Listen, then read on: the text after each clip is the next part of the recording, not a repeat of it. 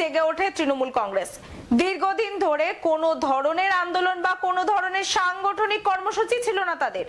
আসন্ন লোকসভা নির্বাচনকে সামনে রেখে তৃণমূল কংগ্রেসের সদর দপ্তরে এক সাংগঠনিক বৈঠক অনুষ্ঠিত হয় আজ। নির্বাচন আসলেই জেগে ওঠে তৃণমূল কংগ্রেস। দীর্ঘদিন ধরে কোনো আন্দোলন বা সাংগঠনিক কর্মসূচি ছিল না তাদের।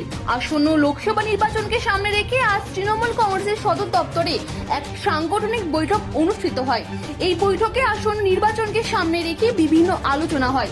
পরবর্তীতে আলোচনার বিষয়বস্তু কেন্দ্রীয় নেতৃত্বে জানানো হবে এবং কেন্দ্রীয় নেতৃত্বের সিদ্ধান্ত অনুযায়ী পরবর্তী পদক্ষেপ ঠিক করা হবে বলে আজ সবার শেষে জানান তৃণমূল নেতৃত্ব। अरे भैया कहाँ हैं आप? अरे ऐप में तो 5 मिनट दिखा रहा है। तो ऐसे कीजिए, कैंसिल कर दीजिए, मैं दूसरी कैब कर लूंगा। क्या बात कर रहे हैं आप? ऐप में तो 500 रुपए दिखा रहा है, आप एक्स्ट्रा क्यों मांग रहे हैं? क्या आप भी रोजाना ट्रेवल करने के लिए कैब बुक करते हैं?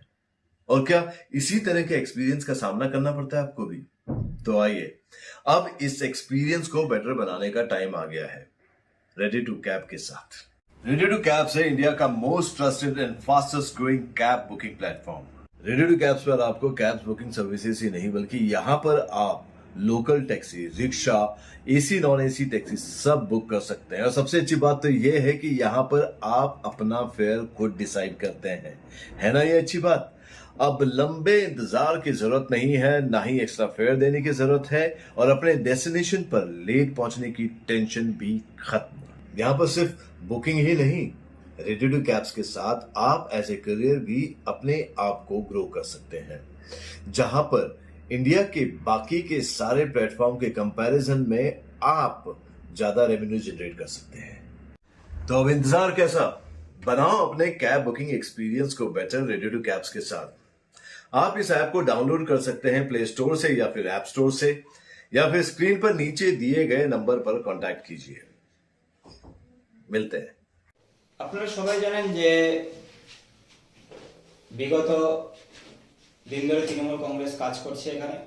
তো যেহেতু লোকসভা নির্বাচন চলে এসেছে, তো তৃণমূল কংগ্রেসের সমস্ত নেতৃত্বরা তারা একটু হতাশাগ্রস্ত ঠিকই, কারণ বিগত কিছুদিন ধরে কয়েক মাস ধরে কলকাতার নেতৃত্বদের সাথে তাদের যোগাযোগ হচ্ছে না।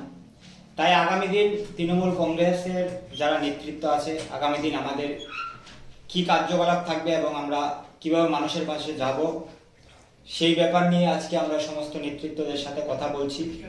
তো কথা বলার পর আমরা আমাদের নেতৃত্ব মমতা ব্যানার্জি এবং অভিষেক ব্যানার্জির কাছে আমরা জানাবো যে আজকের মিটিংয়ের কি এজেন্ডা এবং আগামী দিন লোকসভা নির্বাচনে তৃণমূল কংগ্রেসের কি ভূমিকা থাকবে ত্রিপুরায়, সেই বিষয়ে আজকে আলোচনা হচ্ছে।